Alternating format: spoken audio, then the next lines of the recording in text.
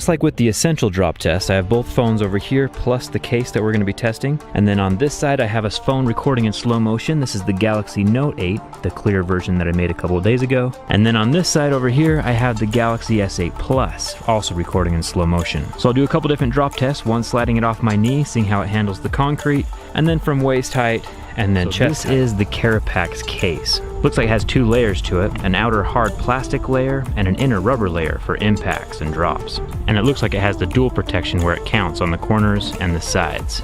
So both of these phones are fully functional and brand new. Both of them are in very pristine, out-of-the-box condition. The gold one's going to be falling naked, and the silver one is going to be falling with the Carapax case from Anker intact, protected. So both cameras are rolling, and we are just going to stand up.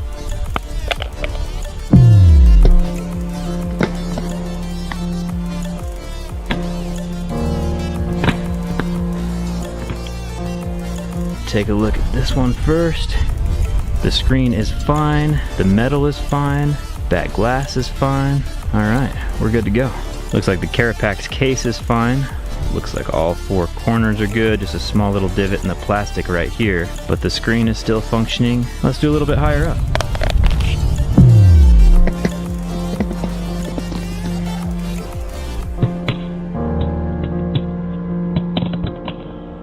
So looks like the back panel is fine so far. We have some small dings up here in the top of the corner, but the screen is still fine, which is good, and the back glass is still fine. With the Carapax case, the front is still fine. Obviously, that's probably the only part that's not protected. So as long as there's no rocks that penetrate the glass, I think we're still good. The corners are still good. Having a case with a hard plastic corner and the rubber underneath with the two layers of protection is a good thing. Let's do another waist high drop.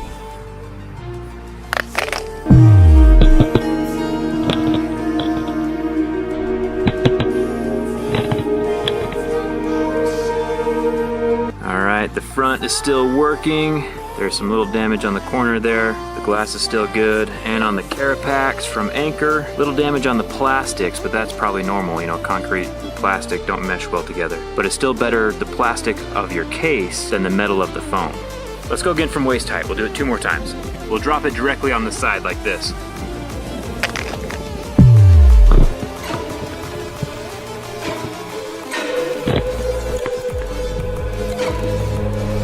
Oh, dang it, right there. Right there on the corner of the screen we have some damage. The screen still functions though, but it cracks all the way from the home button over here to the edge of the glass. The metal's a little bit scuffed up on the side, but the Carapax is still fine. The screen is working, and that's about what we expected. A case is gonna protect the phone against drops. Way better than no case. Since this phone is already broken, we'll do it from the back, face down, and we'll do it from about chest height.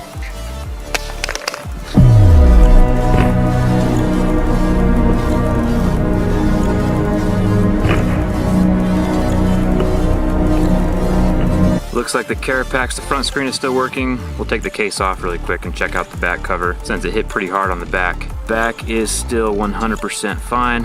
And let's check out the gold one. We have a lot more damage on the screen, but that's probably because the glass is already compromised in the last drop.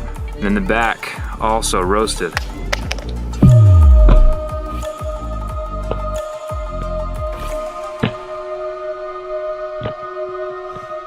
Head height, everything is still good. So I'm about 6 feet tall. I'll lift it all the way above my head and drop it from there. That gives us about 8 or 9 feet of height. Woo!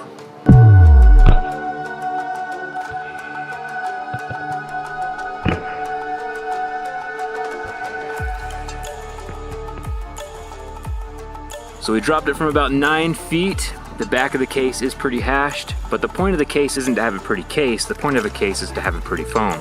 And the back is still fine, and the front is still fine. We'll see if it still works.